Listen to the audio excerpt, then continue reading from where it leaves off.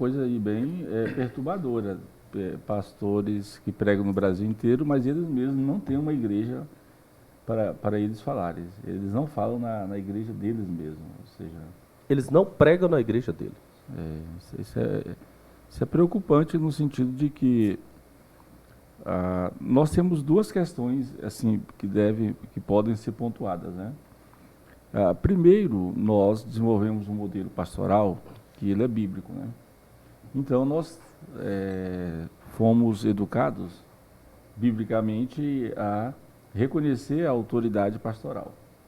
Isso é um princípio. O pastor, ele lidera a igreja, ele tem a autoridade sobre a igreja.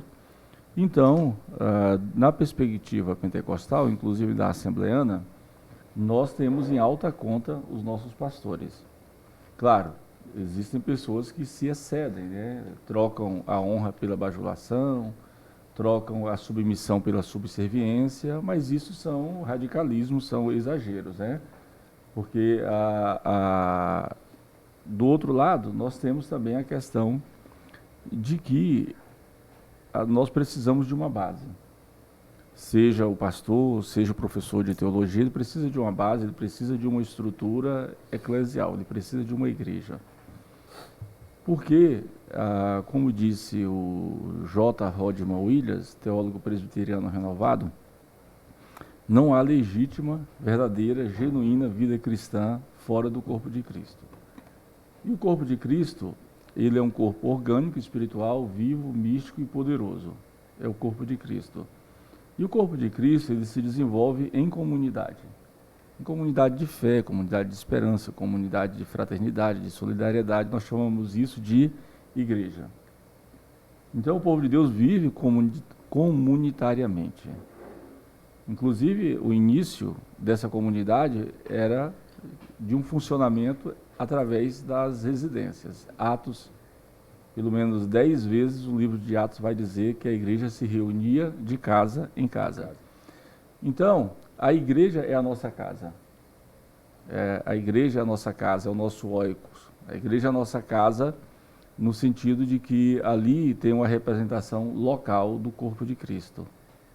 Ali é o reflexo do corpo de Cristo. Então, a vivência do corpo de Cristo, que inclui os dons, que inclui o fruto, o caráter de Cristo, que inclui todas as dimensões da vida cristã, só pode ser desenvolvido dentro da igreja. Então não há legítima vida cristã fora da igreja. Claro que aí entra o debate um tanto problemático, que é o debate dos sem igreja. Mas nós somos aqueles que têm igreja, que valorizamos a vivência comunitária, eclesial, fraterna e solidária entre os crentes. E como comunidade, nós temos alguém que nos lidera. Nós temos alguém que nós respeitamos, que nós admiramos, nós temos alguém que fez um voto a Deus, que recebeu o dom de Deus, conforme disse de Efésios 4:11, ele deu uns para pastores. Então o pastor, ele é uma dádiva de Deus para o povo de Deus, o pastor. Jeremias 3:15, dar-vos-ei pastores. Então Jeremias 3:15 conecta perfeitamente a Efésios 4:11. Efésios 4:11, ele deu uns para pastores. Só muda o tempo verbal. Jeremias 3:15, dar-vos-ei pastores, que vos apacente. Então o pastor de Deus, o pastor dado por Deus é para apacentar. Apacentar inclui cuidar, acolher e amar. Então dar-vos-ei pastores que vos apacentem com sabedoria e com inteligência. Mas o mais interessante de tudo, eu não citei aí, que nesse termo aí, nesse versículo, diz assim, dar-vos-ei pastores segundo o meu coração. Então todo pastor vocacionado, todo pastor que foi estruturado, que foi colocado no ministério pelo próprio Deus, escolhido pelo próprio Deus, é um pastor segundo o coração de Deus. Dar-vos-ei pastores segundo o meu coração.